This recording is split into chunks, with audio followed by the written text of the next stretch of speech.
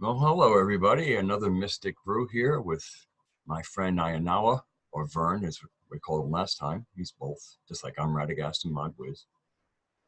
And we're just going to kind of engage in some mystical talk like we did the last time and see how that works. Anyway, hello, Vern. Aianawa. Everybody. Is hoping that my voice gets through a bit better than last time. A bit of a play round. I've had a wee bit of a play round. Just going to do a wee clearing. Feel is that okay? Just take a minute.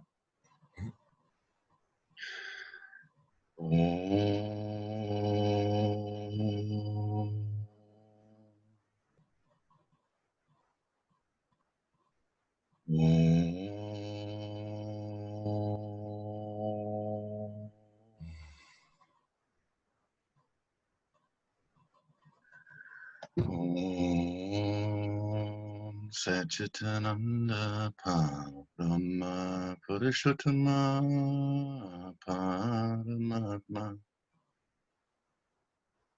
Shri Bhagavati Samhita Shri Bhagavate Namaha.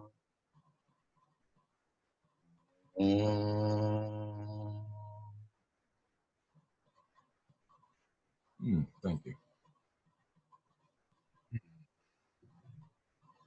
Singing is always so special.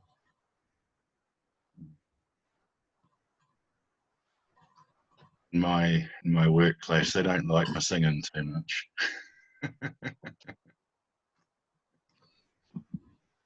Well, you know something, that to me, that kind of sacred singing is disturbing in that it moves us. You know what I mean? We're just like when I say, you know, like if you have calm water and you put your hand in there and you'll have an effect. You've disturbed it. Disturbed doesn't mean to be bad. It means something starts moving. And I feel that a lot of times the sacred songs move us in such a profound way and bring us into a kind of a frequency that is so out of whack with the rest of the world. That's why a lot of people sometimes might resist, you know, that, they want to hear something like they might hear on the radio, you know, singing, you know, that doesn't take you anywhere.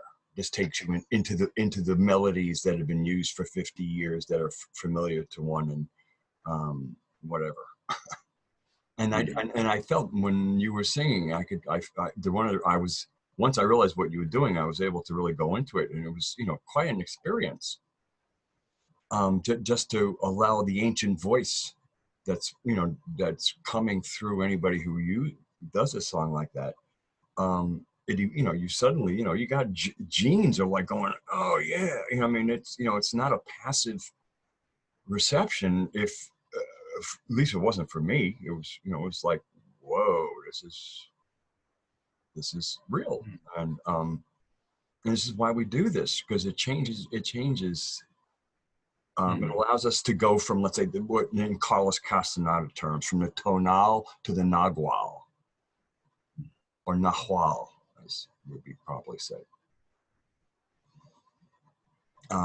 Making sacred, the creating of sacred space. It's like a little double act that's the divine words, or word Hindu. At the same time, in my mind, the training thing, I'm doing Ho'oponopono, so it's Hawaiian and Hindu, clearing energy. All the anxiety within me about not connecting like it did last time. So I'm just acknowledging that, hey, anxiety about speaking and it not being good on the video, the audio. And when I felt that, well, I can clear myself. Like always, you can't be do something with it. You might want to say that last sentence over. You cut out a few times. Just the fear of my audio cutting out a few times. Well, basically I'm following, and if a significant part gets cut out, I might ask you to please restate it this way here. You know, no, we're not left hanging, you know. But it was only that one kind of moment that it really, and sometimes it drops out at ways that don't necessarily hurt. It's been better. It's been a lot better tonight. And for me, the whole idea, you and I had this discussion one time when we weren't recording about at least what I have kind of come to realize with regard to rights. You know, human rights. What are our rights? The Bill of Rights. Rights. Okay. And digging down into it and realizing that the root of our rights are what we hold sacred. And that actually the word right is derivative of ritual, or, you know, we have certain things that we hold sacred. These are rights to us. And this is where the now modern term of rights comes from. Now, fortunately, in the United States Constitution, at least they give the creator, in other words, these rights come from the creator. But again, I still feel it gets lost because the rights are what we hold sacred. In other words, they're not negotiable. There's no negotiating what is sacred. You know, I mean, as far as like, if we hold it sacred, it's sacred or it's not. And this is, you know, so there's a real deep grounded sovereignty in the concept of what our rights are. But I really feel that word has to own itself.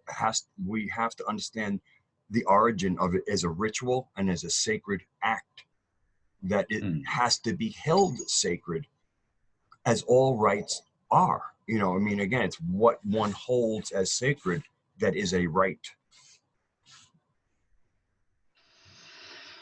And the sacred cannot be given to one. One has to embrace the sacred and become part of it and one with it.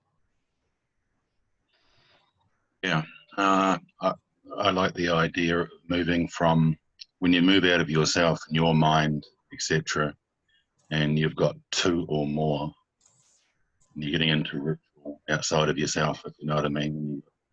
Two or more in a group, everything moves up. And they say, you know, when two or more name, connection, you've already got a connection from above. When two or more gather in that ritual, that's when everything amps up.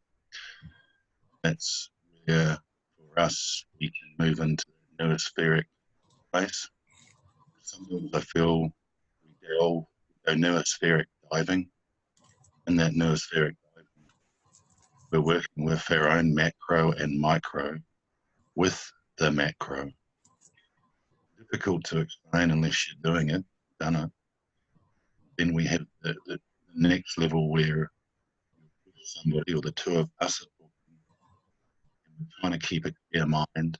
We're trying to listen intently with what each other is saying, and we're allowing the noosphere to come through us as we're talking. And we're still working on that. We're still working on that at the moment, and we're moving into that. We will, you know, we're noospheric adventurers. Say the last two words you cut out. Noospherically interested. Noospheric adventurers, and there's not too many that have traveled before. So we're hooking up the lines. We're doing a bit of the work, and doing this, we're learning. And I was saying far better audio. You cut out, I would say, less than half of that sentence, or two sentences made it through. Yeah. So this is what we're talking about now. Like, can go wrong. We're involved. Come back. I would step away from your mic a little bit, and maybe it won't react quite as much. Let's try that. not that, just like this, not right on top of it. I think it might help. It seemed like when you got closer, that's when we start having more problems. Sorry, people. We're doing our best. Your noosphere. I mean, I hope that's two N double O SPHERE or IC if you want noospheric, and it really kind of derives from the Greek word nous, which is the kind of our awareness. And in the system I work with, planetary tantra, nous is out the mind that is given to us. It's like it's the divine mind. It's the it's not really our mind, but we can use it however we want. But it isn't ours. It's a so nous is an endowment, is a divine endowment into the human species. And to me, so for me, a lot of the wisdom is back channeling that nous. In other words, like going to where its source is from, and then it's like, and also like understanding that, like, in other words, my wisdom, my nous, the basic thing that I observe the world with, is not mine. How I use it is mine. And and then that it kind of leads into my life is not my own. So, and even the saying, amor fati, love your fate. And an interesting thing is, at least for my experience, is the fates are not some abstract concept. The fates are actually intelligences, consciousnesses. And they're not necessarily unfriendly. And so that when one realizes, like, if your life is not your own, then all of a sudden you can kind of fall into the dreaming of your fate, of one's fate. And then, and if you love your fate, you don't fight it. And if you don't fight it, you might find that you really have quite a beautiful journey that was intended for you.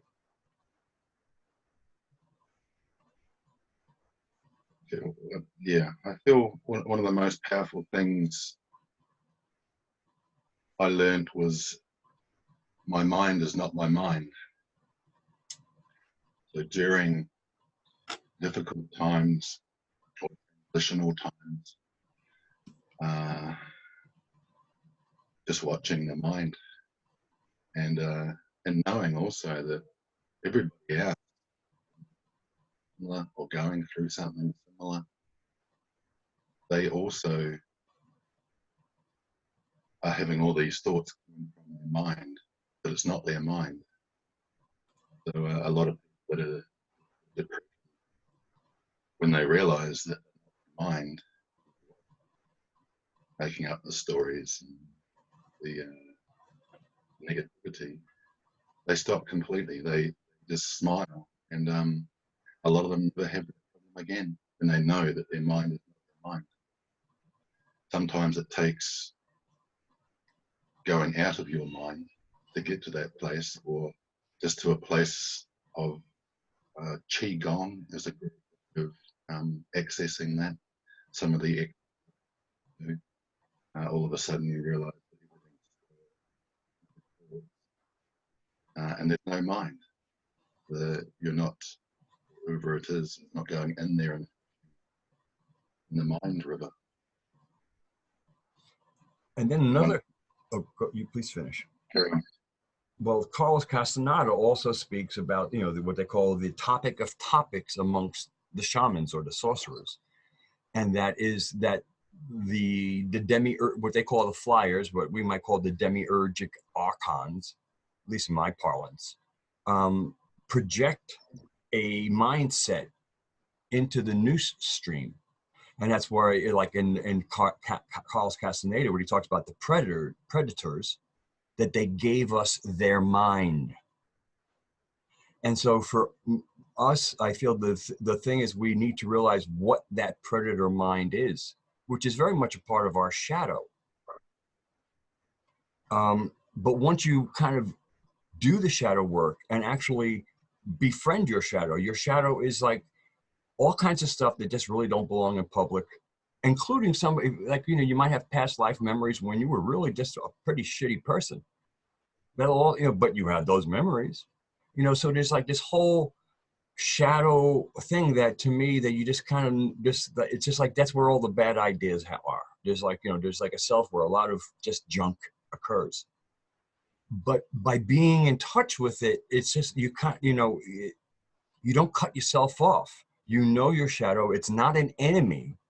It's just a room, like the room full of parts of you that are really not quite, that are really quite unacceptable. They're just like, we're going to keep them in there. But, and including the predator mind, because the predator mind is this kind of like this thing that gets in the, be like, it filters out the you know, to me, the sacred noose, realizing that we're part of a stream, we're in the way, you know, we're part of a system that supports itself. We're born into a system that is self-supporting and isn't really kind of competitive the way the predator mind competes. It's, you know, it's, and it really is a foreign installation, and understanding that there is a mindset that comes in and it seems to travel in certain religious philosophies. I'll put it gently that way. But it's something that needs to come to grips with, and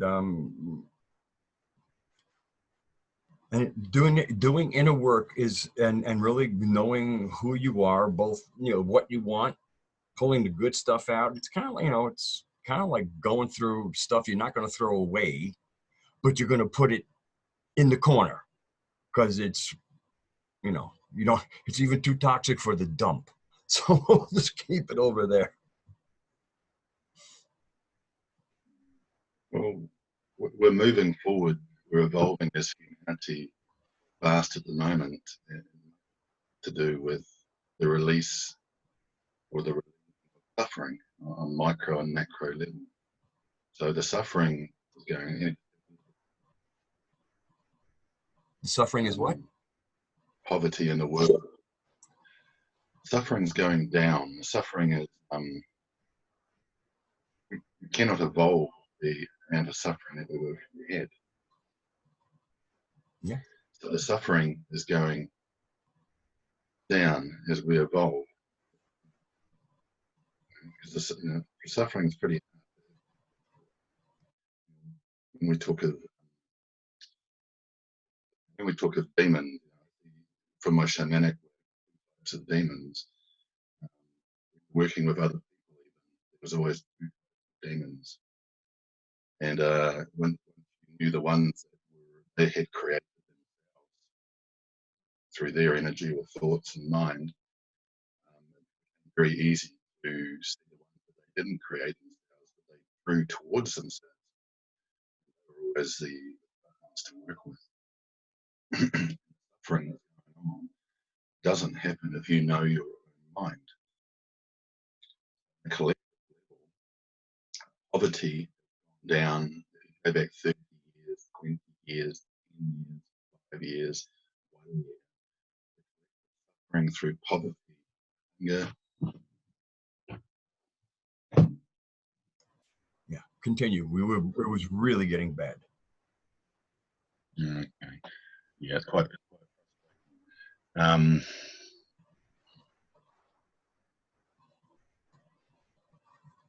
Do you think we can find another way of doing it somehow? I wouldn't know. I don't have one readily in my mind. This is the only You're cutting out as well. You're cutting out as well, and I'm not too sure whether we're actually going through or not. Or if yours is, because last time I could hear your voice quite well. Now you were cutting out. But you weren't. because you know what I mean? Yeah, I'm recording. My angle. I'm doing the recording on the computer rather than on the cloud. So it'll pick up my voice and keep it Okay. because it doesn't need a transmission. It's going directly here.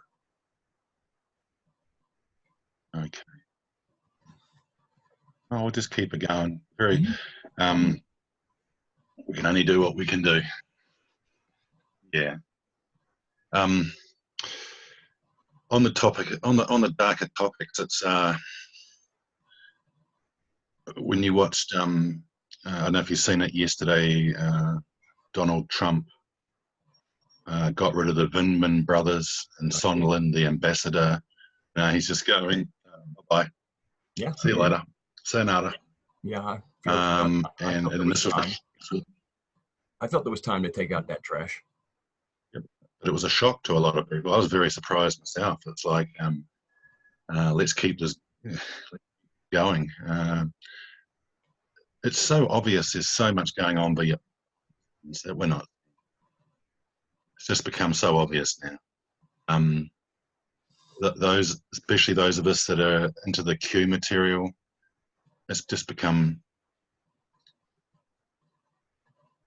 probably even becoming dangerous.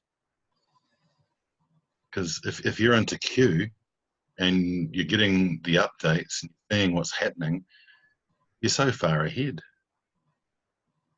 You know, it's like when they impeached Trump, it's like, you know, it's only going to help. Mm-hmm. It's just too far ahead. Yeah. You could make a lot of money. Mm-hmm. Yeah, I mean, I was pretty, again, it's really interesting how a population can watch something like Donald's, I don't know, 54-minute talk that he gave yesterday, and come away with. I've cut out for about 30 seconds. Okay. Well, so Aianawa has dropped off. He'll be rejoining us, and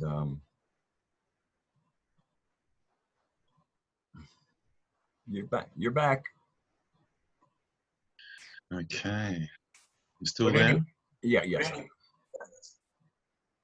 But I mean, I really prefer, I mean, for public consumption, I prefer not to talk about Trump because of the, it's such a polarizing thing.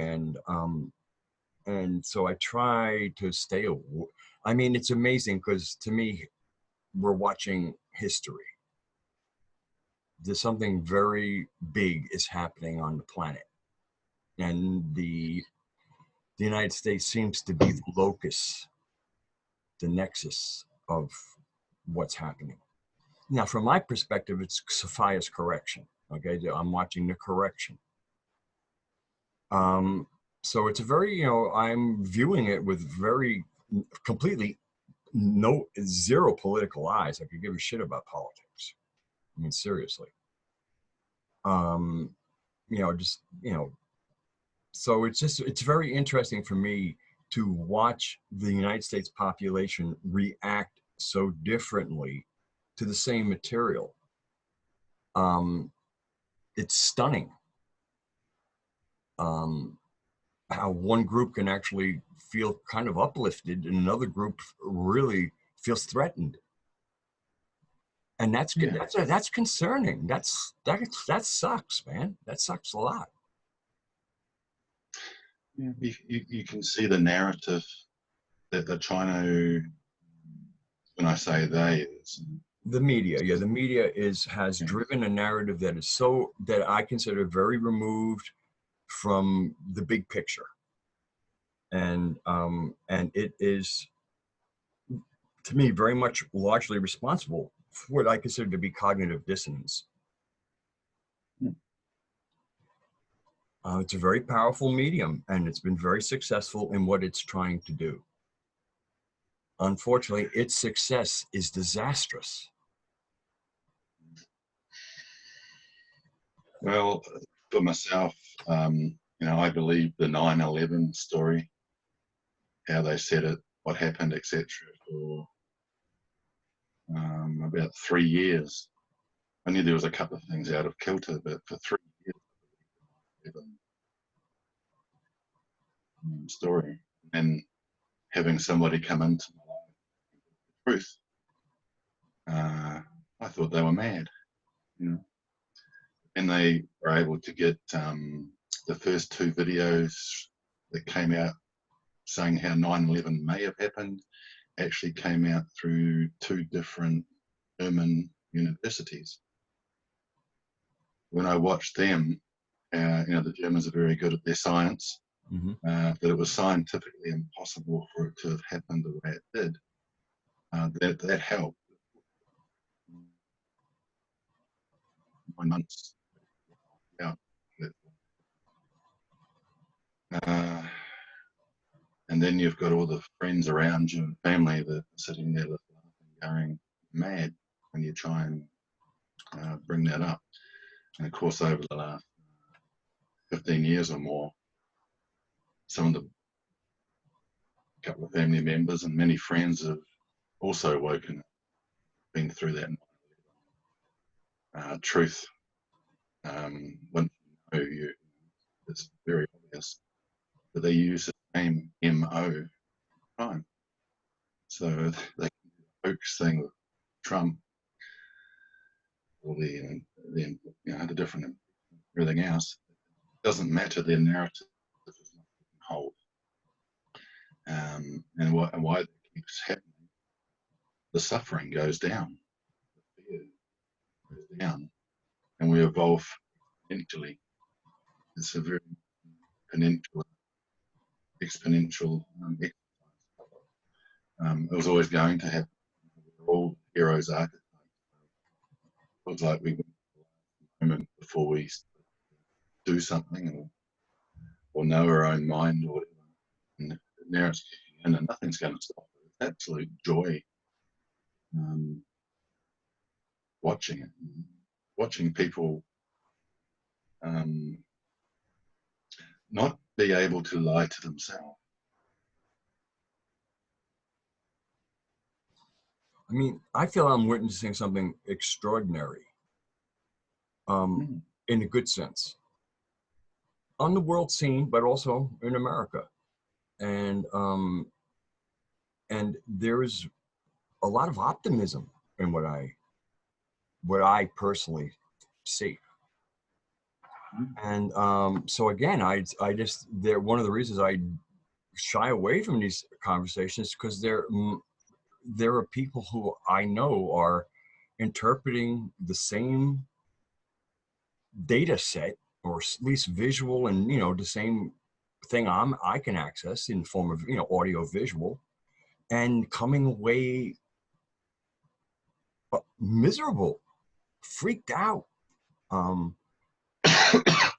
And so it's kind of like I just the conversation when there are these two different worldviews is very uncomfortable, because it's kind of it's not easy to celebrate joy with a miserable country man or woman. I mean, it's like and it really feels bad, because it's just like, I think you would be able to find joy in this, and I don't. It's like I'm not. And then I listen to how all of this is being interpreted by many people in the media.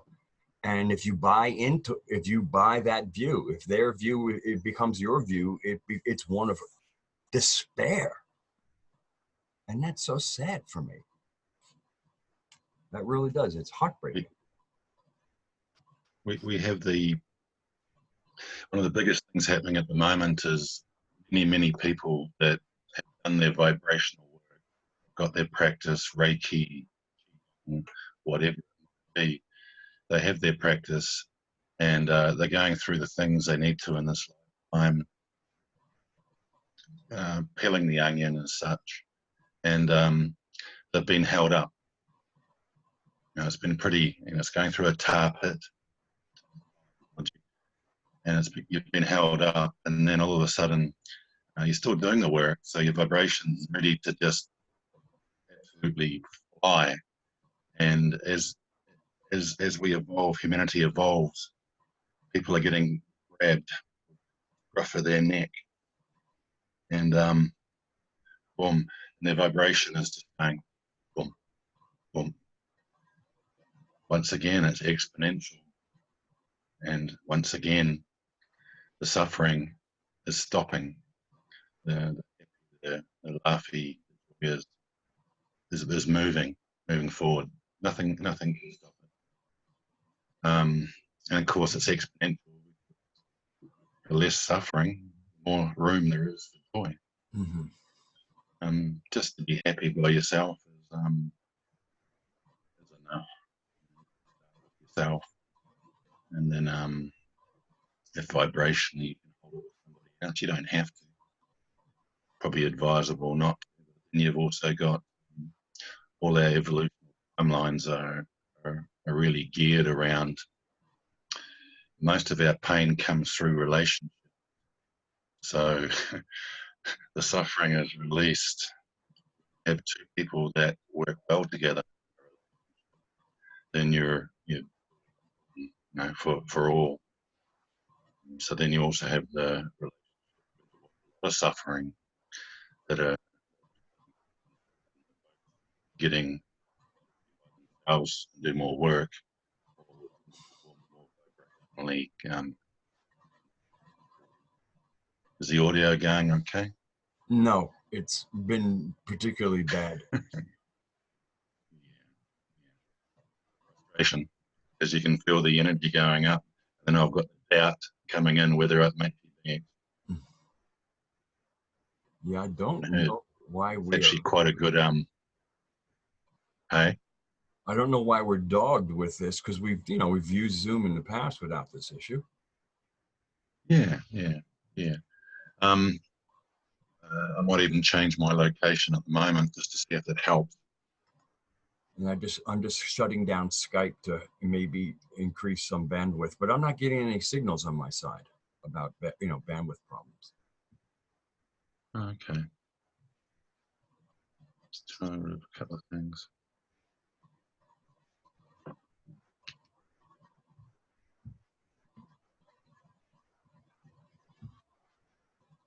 Get rid of everything on my end. That might help a little bit. So yeah, I mean, it is, to me, these are very, very exciting times. It's like, I'm glad I'm here for this. Oh yeah.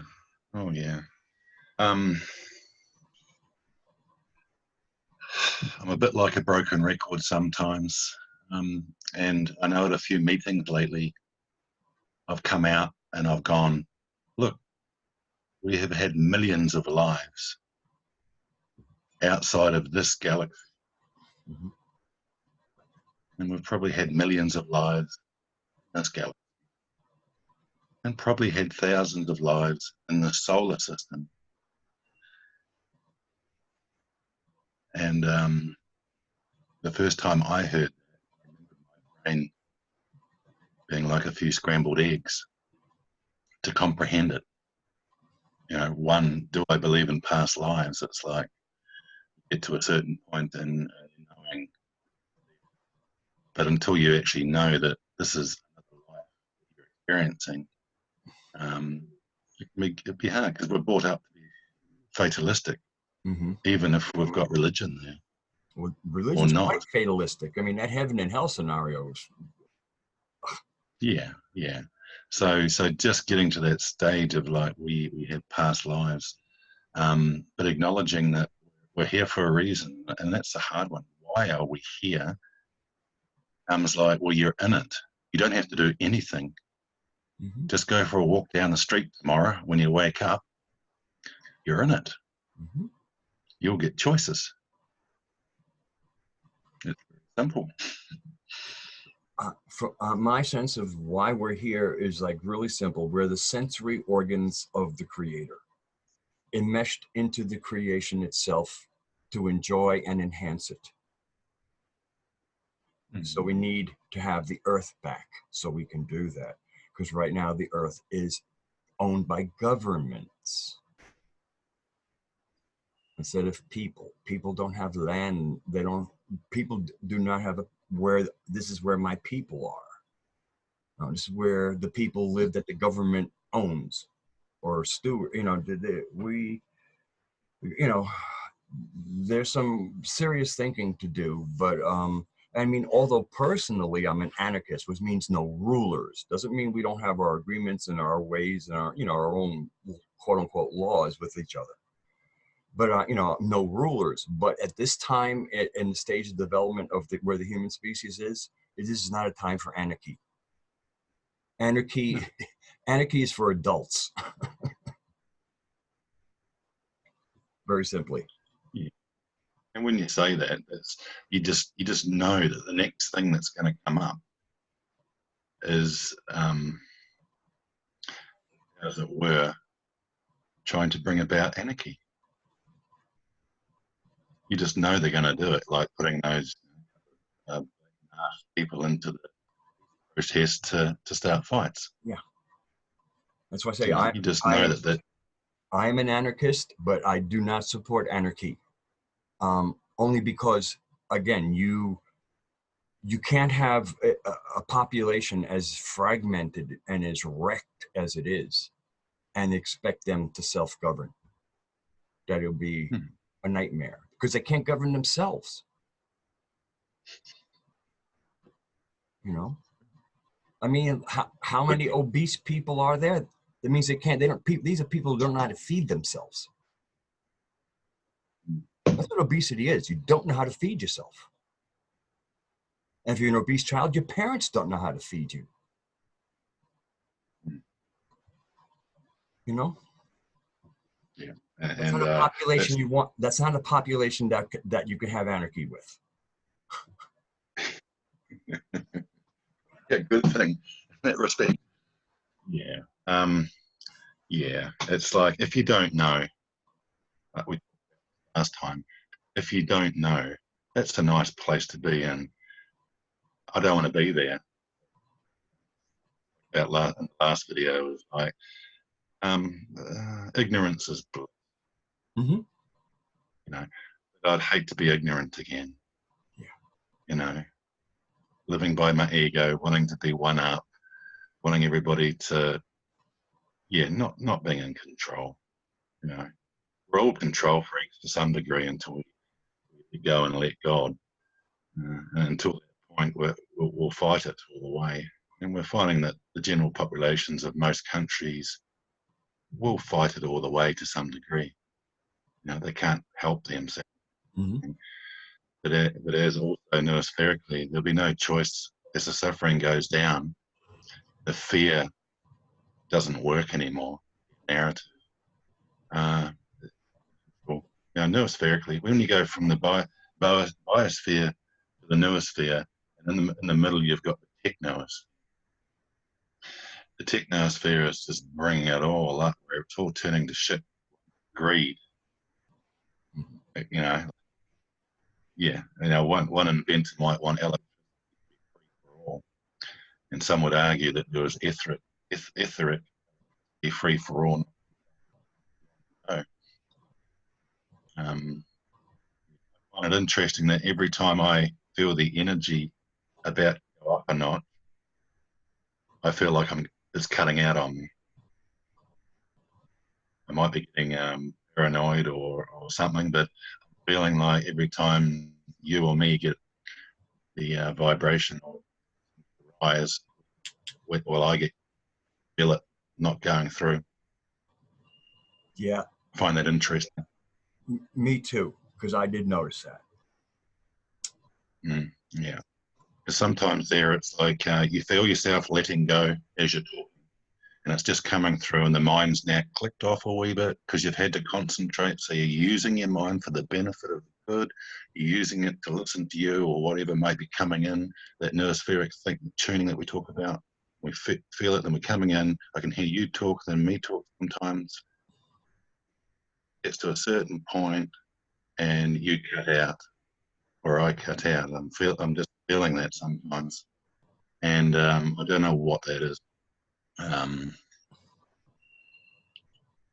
Annoying, but I'll own that. I was watching a video. I can't remember who it was, but somebody was producing some very interesting figures about world population. It was Max Egan on the Kevin Baker Show. Okay. Every time Max got to, like, I want to hear this, his sound dropped out, got staticky, couldn't. I mean, if they were talking relatively mundane, there was like this one block of information that every time he tried to get the information out, the sound went bad.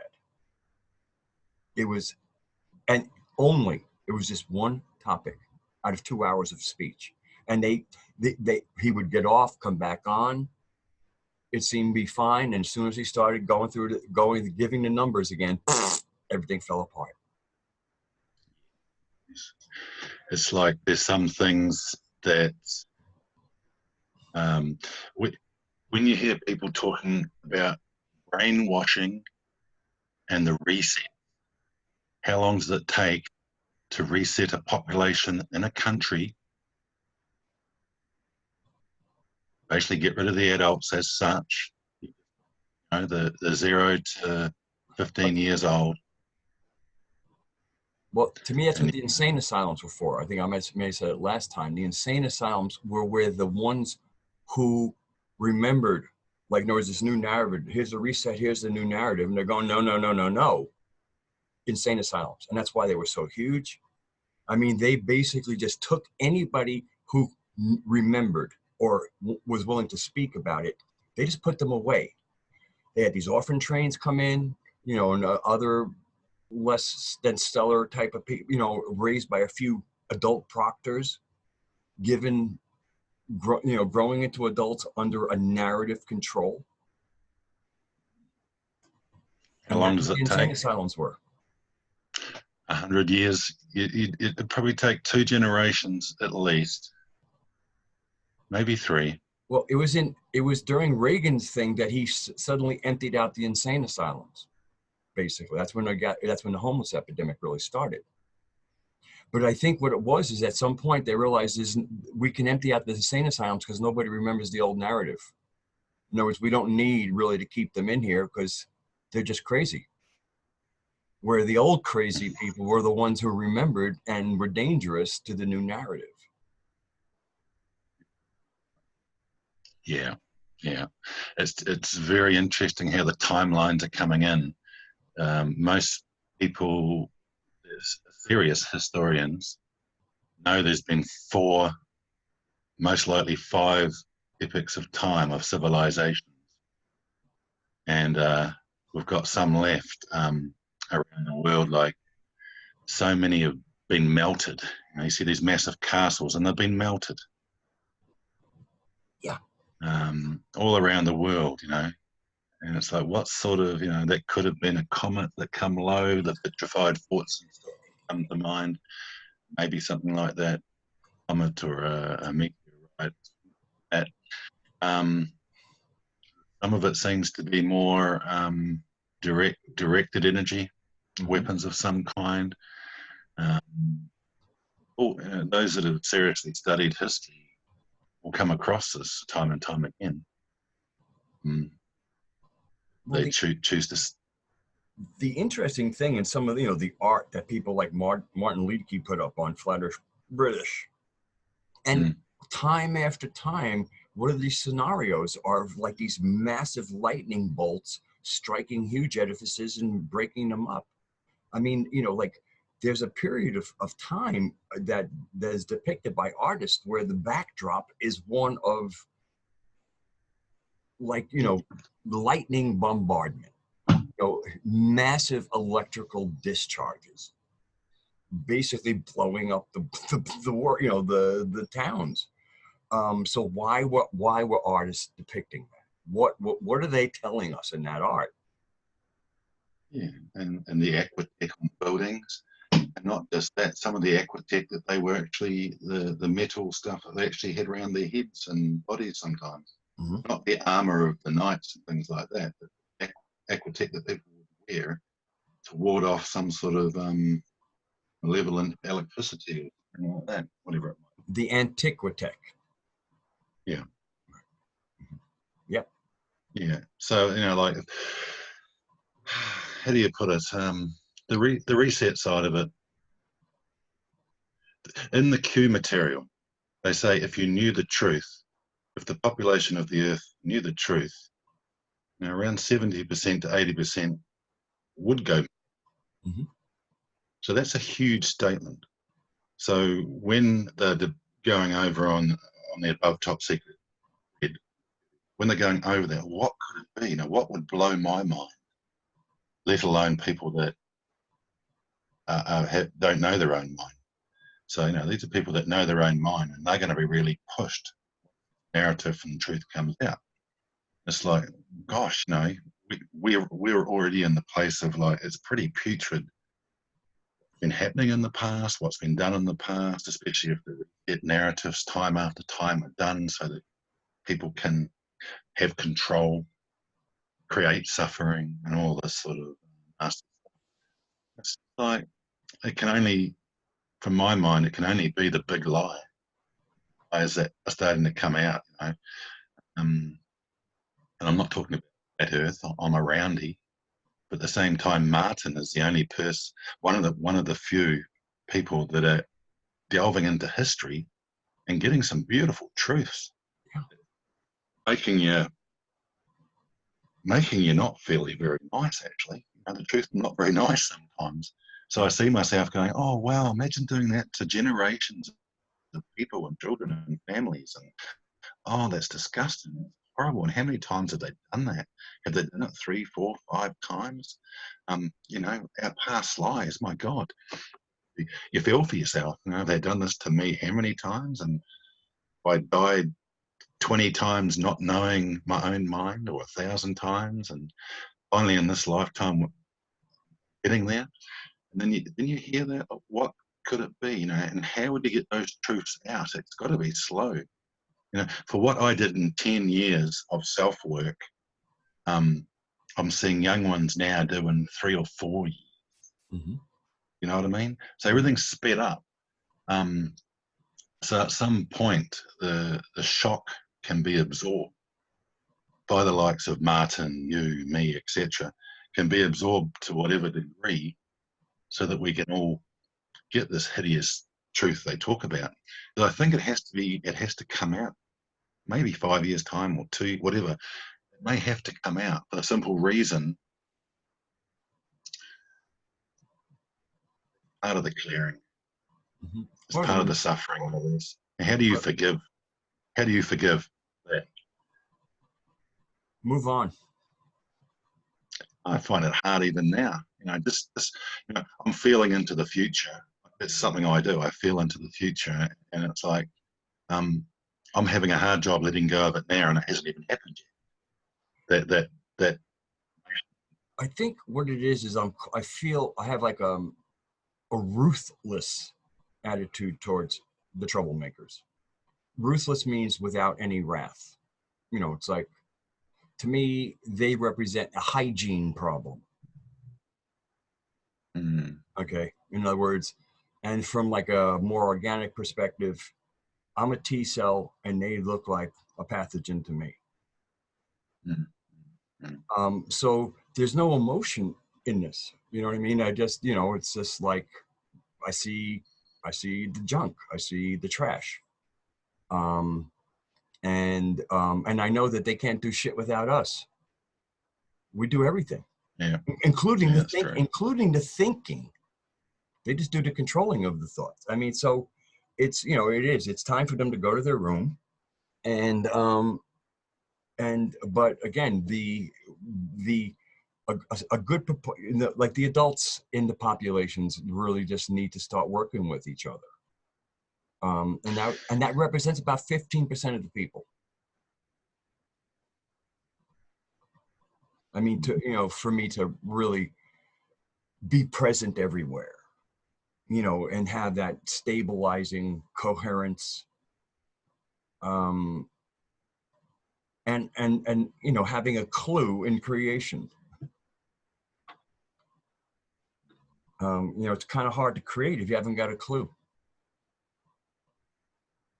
And so for me, the setting of our creation is important for us to apprehend and be able to work with, so that operate properly, because we have a role in creation. But if we don't know that role, we can't perform it. And only the creator will tell you.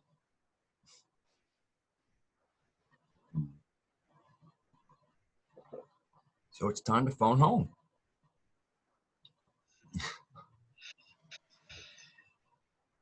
And for me, my feet are on my home, so don't have to travel very far to make contact. Mm-hmm. Noospherically or physically or whatever. I mean, she's here with us, so user or loser. There's something else in the future that I've been feeling very strongly. It comes thought from the ringing seed of Anastasia Mema. Yeah. Beautiful. That's beautiful work. Yeah. She says, he says, or Anastasia says, clean up the cities, colour the cities, paint them, clean them up, paint them, get them looking beautiful before you leave. Not saying stay, it's saying, yeah, sooner or later you're going to have to leave. You're going to have to get out of the cities. As people hold on to not knowing their mind stronger and stronger as they're pushed. And as you know, I'm in a city, so in the south, I'm continuing to work, maybe living out. And it's doing that now. I'm looking for somewhere out of the city. I don't stay in it. Being in the city, I've done it for,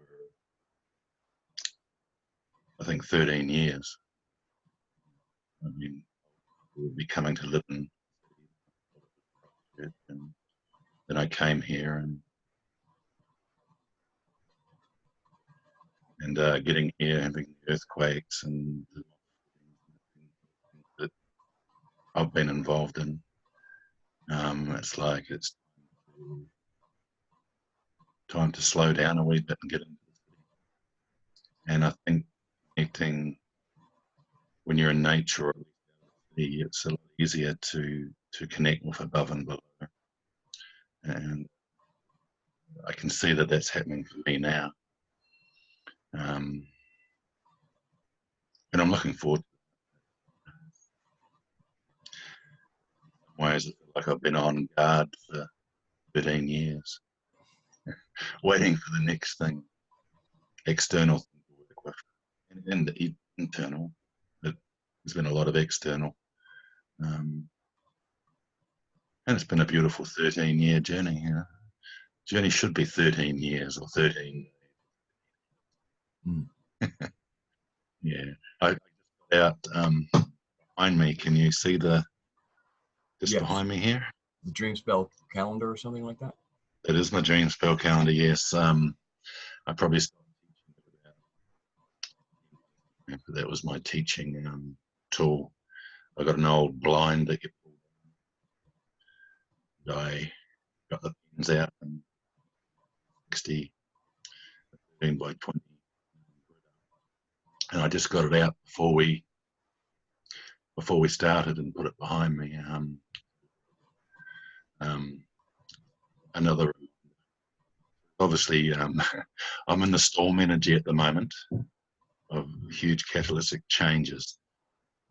One of them is, yes, I will be in the city, and I'm back into probably moving out of self-teaching as much as into teaching more outside of myself.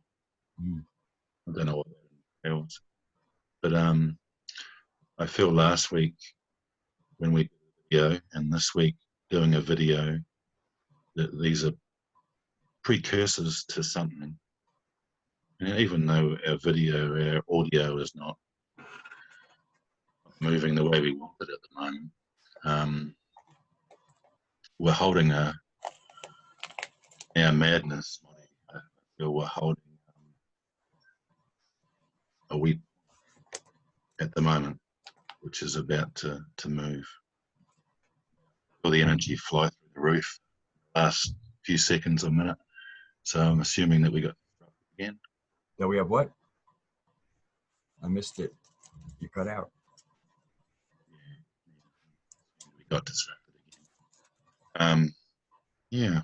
So I was saying basically that we're beginning here and looking good. This might be a crap audio again. Once we get the bugs rolled out, we're gonna, as I said earlier, noospherically, we have got our hands on a rung of the ladder. So yeah, we're gonna go on and move through our frustration. Yeah. Well, we are. And so I mean, it's just there's no. It's either we do this or we don't do anything, because you know there is no other option that I know. Yeah. I could just I could feel it when we were talking. Then it went up to here and it stayed there. I was like, oh, good. I can feel that. We're able to get to there and it's holding. I didn't feel interrupted.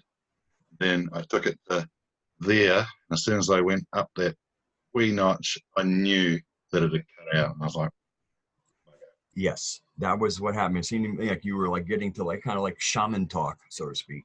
And right away, it just like you got a disproportionate amount of your words got cut out. The what's the book? Reading the 10th Insight. Mm-hmm. The Insight books. What are they? I read one of those. I read the book with the 9 insights. Celestine Prophecy. Yeah, Celestine Prophecy, right? Yeah, and that one of them is being in a circle, in a campfire circle, and talking, and the energy just goes to the next person to talk. Everybody looks at that person at the same time. You know, that's normal. If you're in a group situation, the egos are sorted, they know the mind enough, and the energy just goes to the next person to talk. That's one of the insights. I'm feeling at the moment when we're doing this that we'll be moving to a point without interruption that's needed. Because noospherically, as we said last time, the internet is the last rung on the ladder before telepathy. So we're moving into telepathy. Now, when you hear of people that do out-of-body experiences, and they meet people in these other dimensions, locales, and they know what's going through your mind, what you're thinking and what you're feeling. They know it. And you can hear their mind and know and feel what feelings are. That's what's happening on Earth at the moment. That's what we have tapped into with each other, and we're trying to bring forward now. So as we move, I've got tears sitting in me as I'm talking now. So I know that we've moved into, I have moved in. And it's like, that's where we're heading as humanity. There's a certain point where the exponential evolutional growth in humanity and the DNA is doing its thing. And joy is just jumping from one person to another. We move into that, move into knowing what somebody else is feeling and thinking. We're in an open place. The armor's gone. When we do that more and more,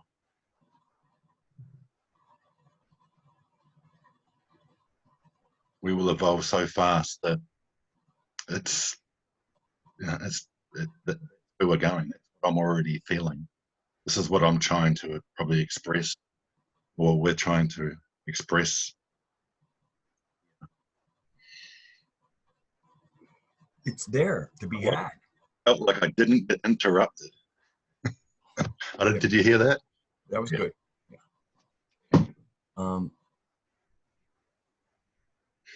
Yeah, I mean, there's so much to tap into with our news and its source. And that's what it's all about. And it doesn't happen while watching a YouTube.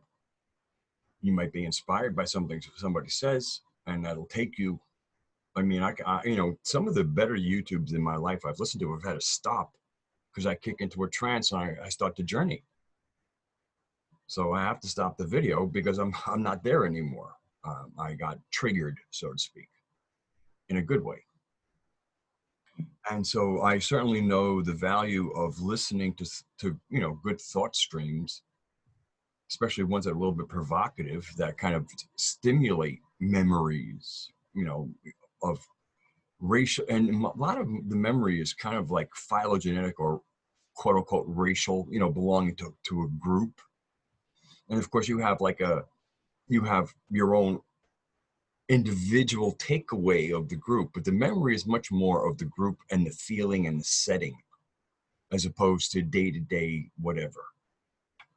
You know, like remembering being a midwife or a part of that culture and what that culture really was like.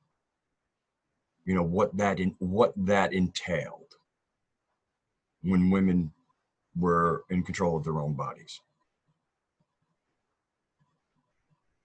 And everybody that passed through them, because everybody does pass through a woman.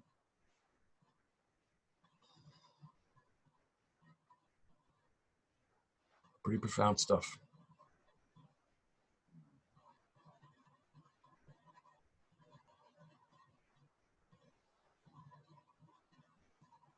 So, you know, to me, there's certainly value in being stimulated, but our gnosis will come from contacting our, you know, our source, and being part of it. You know, being conscious of who you are and what your setting is and why you're in it.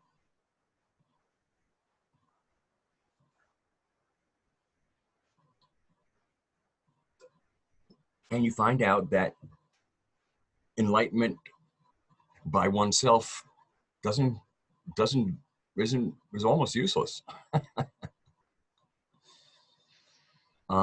Without you know, without a group, a team, you know, people that share a vision. Like, you know, enlightenment is, you know, go sit in a cave.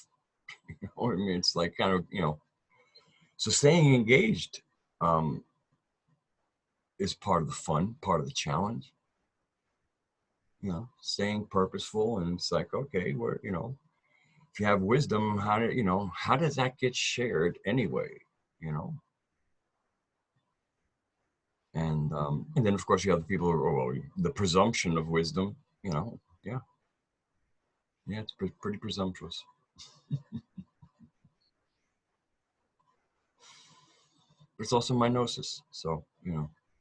And again, that's why I don't really make videos anymore. It's like, what am I going to do with all of this?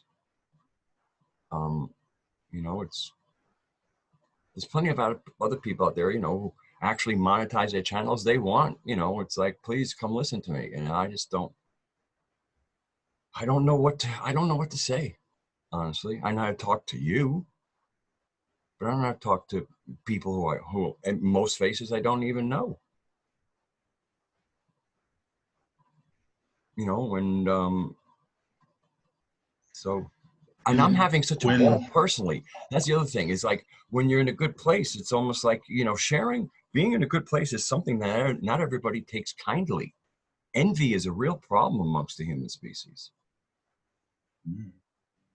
So there's there's kind of like the part of wisdom is if, when it's good, be quiet. When being happy, or being happy and passing that happiness and being a good person, you didn't last too long. Do you know what I mean? Yeah. Well, in private life, it's working beautifully because I can just be. It's me being me with people that with the goodness and the utility of myself. Again, I can speak on anything. I don't need to speak about conspiracy. I can talk about anything, and especially as music and whatever it's about arts. And I mean, I got plenty of places to go with people without getting kooky or taking it any place other than at the human level of meaningful interaction and learning from each other and learning to trust each other again. Because that's the big thing we really need to build with each other is trust that we mean what we say, that we're reliable, that we can count on each other. You do realize how much pain you cause when you do that. What about? You realize how much pain happens when you do that. I'm not understanding the pain part. Okay, if you've got 1,000 people watching a video and you're talking about something, let's just say our truths, there'll be a lot of people get triggered and in pain. And the happier you are with your truth, the more pain you're going to cause. Yeah. Like I love the person that was teaching me 9/11. But I thought she was mad for a few weeks and crazy for a few months because she was also teaching me the dream spell, natural time as well. So I thought she was doubly crazy. And it was a computer time. So it's like, yeah, so there was pain because I was having to let go of my truth. So if I'm doing a YouTube video and don't have to not, but the truth, the truth seekers, and hear me go, blah, blah, blah, heaven, like earlier, and they're sitting there going, oh my God, not another 9/11, no, they're all crazy, they're triggered. And after that, the next 10 things that I talk about, they're going through pain. So you got no choice. If you're sticking to your truth and you know your own mind, you know your own mind enough, and you're in your truth, you are going to create that pain is actually a release of you from your own mind, which is your prison. So somebody else is breaking you out of your prison and you're telling them to fuck off. So anyway, I'm really glad that we're able to do these talks because I do know that people do it. I mean, I wouldn't have subscribers if people didn't like me. Yeah. So I feel bad a little bit about not putting out stuff. I plan to put out music videos, but that gets a little, the way I want to put them out takes a little bit of work. So I'm just glad that you're kind of, pulling me out and making me feel, like I have someone that is interesting. And like I said, the feedback was good on the last one. We'll see this one. I mean, we did bring up the president of the United States in this one. So that's. Oh, cool. Let's talk about Trump. I'm right into that because it's going to trigger pain. Probably the audio will go silly now, but talk about Trump because they all bring up pain. Yeah, but it's not a bad thing. It doesn't matter if my truth is wrong or incorrect. It doesn't matter. If you're just speaking your truth, you got other people in pain and triggered. It's them. Yeah, I know. But I don't like to smack hornets' nests. But I'm in New Zealand, and the media in New Zealand is run by the same people that run the media in Canada, America, Australia, England, Scotland. same media, same owned people creating the same narrative. So it's the same narrative being created, and they're losing it. And you got the likes of Trump. You know, suppose the audio is gone again, has it? Not yet, not yet. Oh, good. Yeah, so Trump's doing a brilliant, absolutely amazing. You know, there goes 10 thumbs down. Mm-hmm. Yeah. We absolutely know what would have happened if somebody else had done.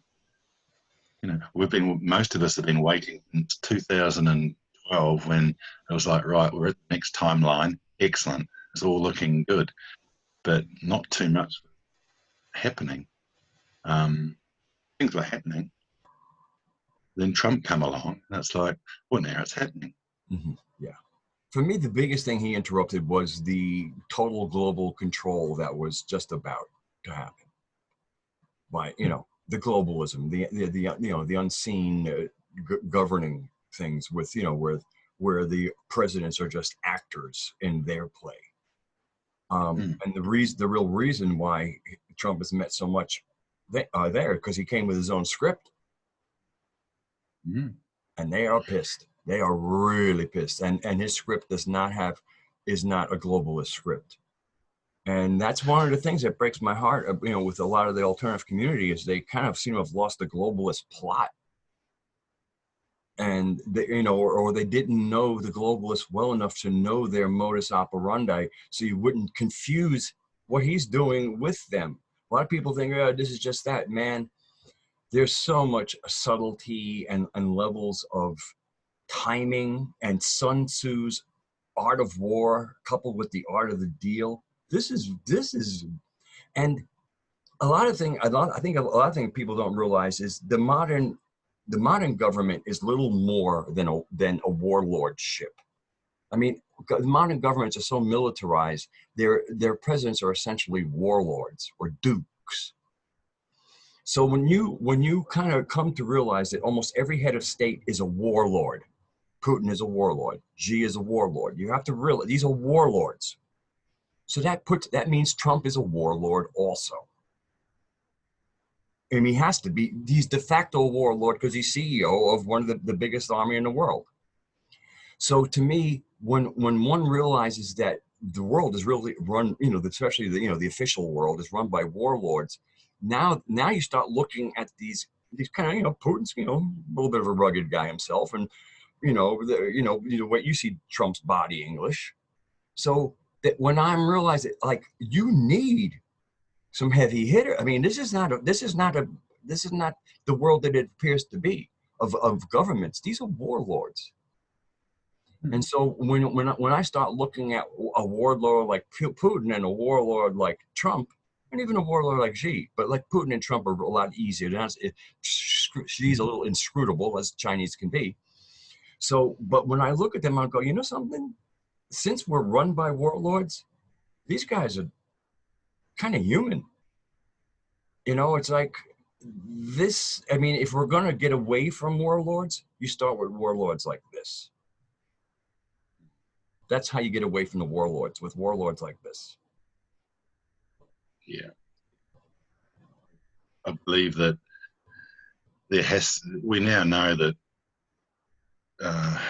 Trump and co, and through Q as well, QAnon as well, that looking glass technology has to be involved, similar to it.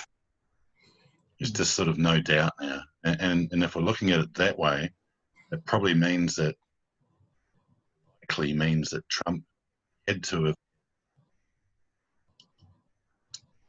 up to 5 years foreknowledge, 2011, 2012, that the timelines were going to be like they were. Sort of getting to that stage where there's no other way except for foreknowledge of the potential, at least, maybe not foreknowledge, but very least foreknowledge of what are the highest potential.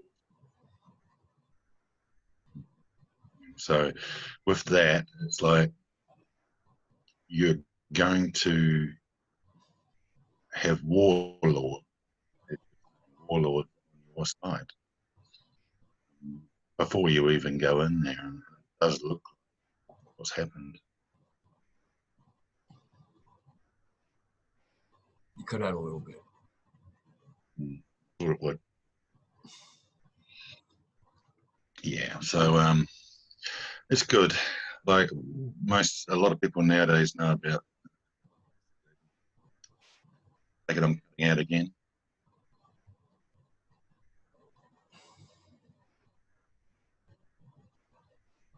No, boy, you've completely frozen. Should we leave it? Should we leave it at that and see how that's come out? Yeah, I think we should leave it there. Yeah. Anyway, well, I'm just going to say goodbye to as I stop recording because we're going. But I, don't need to say goodbye to you right away. Anyway, so that was the two mystics trying to be interesting. Part 2, and so see you next time.